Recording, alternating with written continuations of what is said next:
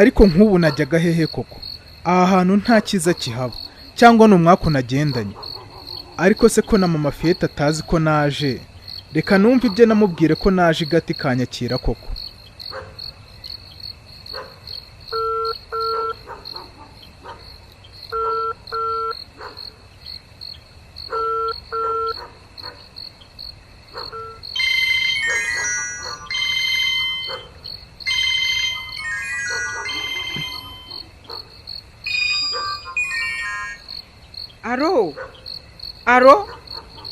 Aro yewe uyise ko atavuga none se ubuni yamarezo yinahara mama Fire erega ngenda kumva bikunyumva yego ndakumva mama Fire yowe nyiramana ubanza ntangiye gusaza koko Gentil yego mama Fire ego mana noneho bihise bikunda di nukuri se nakumvaga da amakuru yiye mu mujyi se muvandimwe erega mama Fire ntabwo ndi mu mujyi yego mana ngo ngwiki none se warimutse ntiwambwira muvandi erega ndi nahi gati ye naje mukabwibwa igicuku kinishe uri hano gati Gentil nibyo rwose niho ndi ariko wahise ujya ku nzu yawe ntiwamanukiye ninaha koko ngo tukubone yego rwose nakatiye mu isantere nataga kuza n'amaguru ariko ibyanjye byajemo kirogo itagira abandi kirogo yemeze tese kandi ko ibibazo by'uyu muryango wacu nabyo bitajya biva ku muryango mama Fire nakoze impanuka ayiwe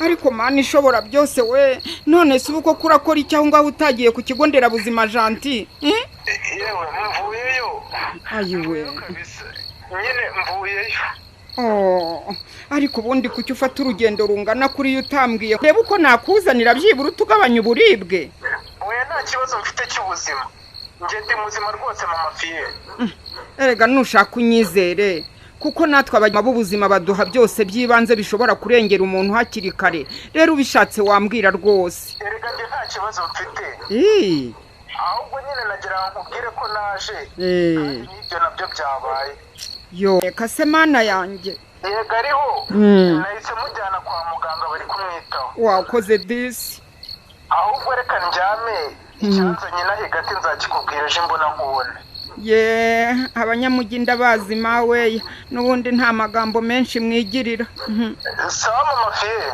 yewe yego kandi mwihangane n'ukuri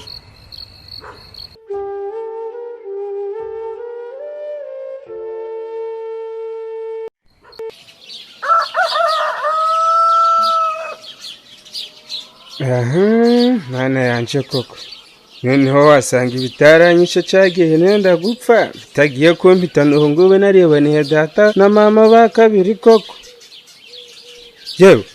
yewe muntu ubundi ubuso bavuze jewe uranze ubundi wowe uri waheye munganye ngiye nanga rega mana ko ari muza mukatumaraho abantu maze mugasubira iyo mwavuye mudusigiye amarira gusa none si mugenzi wanje koko kureba uri umuziranenge wanditse nkigendera koko amagambo mbwira ko ntayazi ntaho mpuriye n'uwo muntu ntaho mpuriye n'ubugome kuko nanjye narabugiriwe sinabwifuriza undi muntu duhoje ubuzima pe nukuri kw'iyo mana rwose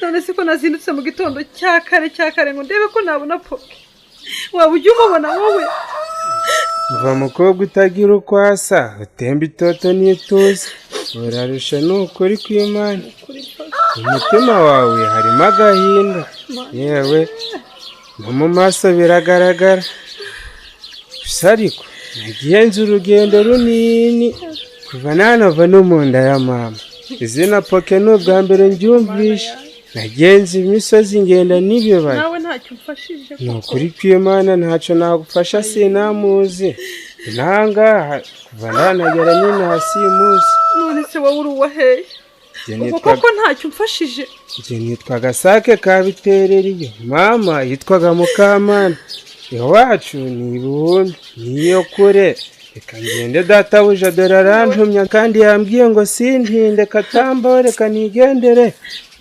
urabeho rwose ariko se koko ubundi gukora iki muri ibi bihuru koko ariko mana uko kwangaruye musaza wanjye poke koko basimbaye nyakamwe we koko mama.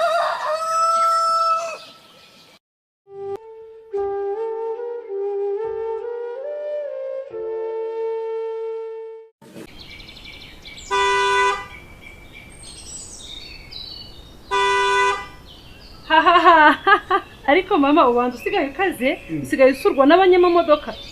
Ikise kandi ko nawe usigaye unyibasira fiye. Yewe ndumva hanze bavuza amahoni niba ari hano sinzi nkagira ngo ni Gentil mu mujyi. Iyo ugeze ku gipangu ararivuza ukumva wasohoka mwiyama. None se ko numva ari hano wagiye kureba uwo muntu fiye.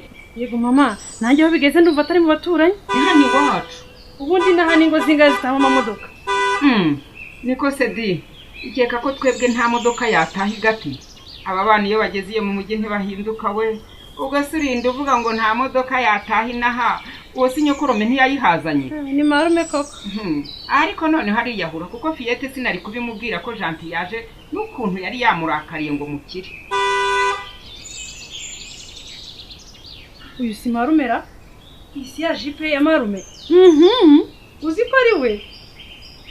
Reka mbenetse kumufungura nitsanga mama yarabizi ko marume yaje. Noneho ndamenye ko ntari uwa hano. Ko bandeze wenda bakankuza ariko atari iwacu. Ni gute bampisha ibintu byose? Fungura ndagusobanurira. Ariko mama, ni gute marume azubizi? Ntumbwire ko yaje koko. Yewe Gafiyete, yewe erega nyokorome yaje mu ijoro ryakeye.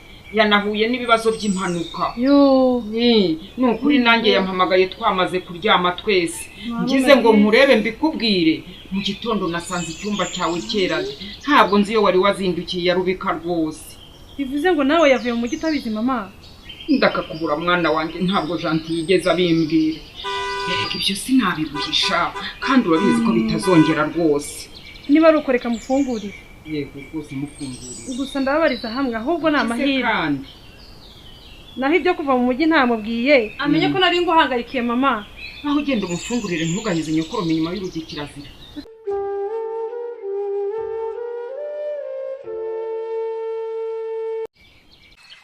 Nukuri nge rwose byambangamira gukora nishisha abantu kandi byitwa ngo turizerana. Oya nibyo fiye. Ariko nge hari ikintu ntarasobanukirwa rwose. Igiki se kandi? Ntabwo narinzi ko ushobora gutoroka mu rugo. Nta kintu na kimwe wabuze maze ukagenda ugatorongera ngo ugiye mu nshuti zawe. Ngaho mumbarize rwose. Ngewe biransebya. Ndabeshya mama fiye. Oya ntabwo beshya Gentil. Abana bubu se ko umuntu abasaba kwihangana bagategereza igihe cya nyacyo kugira ngo bagire icyo bamenya. Ariko Fiyete wanjye dore nirwo rugero ko bisagishoboka rwose. Erega mama, ndakumva mwana wanjye. Popoke yabura nkabimenya. Nanjye byamfasha kumenya uko nitwara. Cyane cyane muri aka gace. Ubwo se niba nagenda ntacyo nikanga kandi ibyo kwikanga bihari, ubwo nibwo bwirinzi mama. None si yumbwira ntibyari gukunda. Kandi wari wanyirukanye mu biro byawe mu gitondo unambwira nabi cyane. Gentil. Yego mama fiye. Rero kuba waje niko ko atari umwanya mwiza wo kuganira muri ubu buryo n'ukuri. Ahubwo se impanuka wabonye yirokoka muvandi? Yego hari umugabo ngo witwa Rudafu. Nanjye namenye ko ariko yitwa ejo. Niwe wagizweho n'ingaruka ziriya mpanuka. Ajewe mana yanjye. Kumbi ni Rudafu wahuye n'iyo nsanganya bambe. Yego. Uriya mugabo n'ukuri yapfakaye mu manzaganya. Abana be bari bakiri bato ariko yarihanganye. Rero aho agejeje abana be none bari babamusigishije nabo n'ukuri yo ubu se ninde umuriho koko.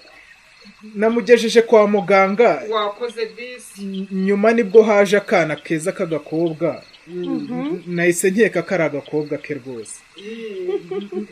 Nubwo tutavuganye ubanza nawe yambonye. Niba ari uwe rwose abyara abana beza cyane. Aha mama singaho birangiye usigaye ubona abakobwa bigati ko ari beza. Erega Gentil. Kagira inkuru. Erega buriya nuko wagiye muri iyo migi yiwanyu ukiri umwana muto. Navuga ukiri nk'uruhinja. Ntawe urakabye. Ariko buriya ba Rudafu bari batuye mu mpinga imwe natwe mu yindi. Aha ndumva mwari abajyambere mu bihe byanyu. Cyane rwose. nyine iminsi ipfura umugara w'intare n'ukuri ariko yari umusore mwiza rwose Rudafu. Urakabya. Rero ntabwo yari kubura kubyara abana beza pe. Yego rwose aritonda. Aritonda pe. Ariko kuvuga ko ari ugutaruka. Ndakumva. Ubundi ikibazo cya poke kigeze. Nukuri no mu rukerera nabuze umuntu n'umwe wamfasha kubona poke. Mama ubanza poke yarapfuye. Oya ariko ntukavuge utyo fiye. Winyicira umwana rwose aracyariho nicyo cyizere mfite. Njyewe rero ikibazo ngiye kukijyana mu buyobozi. Hari wenda hari icyo byatanga. Kuko ntabwo nakwihanganira kubura muramu wanjye nibirangira ngo mbure n'umwana we. Yego ndagusabye muyo ndagusabye Maru ndagusabye. Ndashaka kubona poke rwose. Nzaguherekeza aho uzajya kumushaka hose nzaguherekeza. Umuntu wamutwaye agomba kubyishyura. Ubuzima bwe rwose bugomba guhorerwa. Niko bimeze rwose. Ahubwo mumbwira umuhanda atuyeho.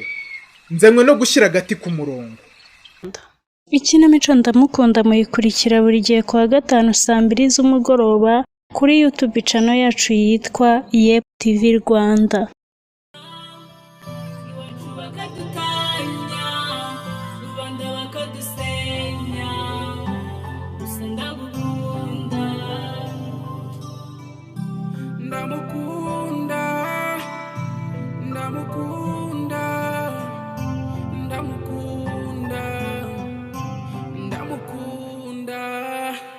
Imiryango ikadutanya, amikoro akadutanya, gusa ndamukunda.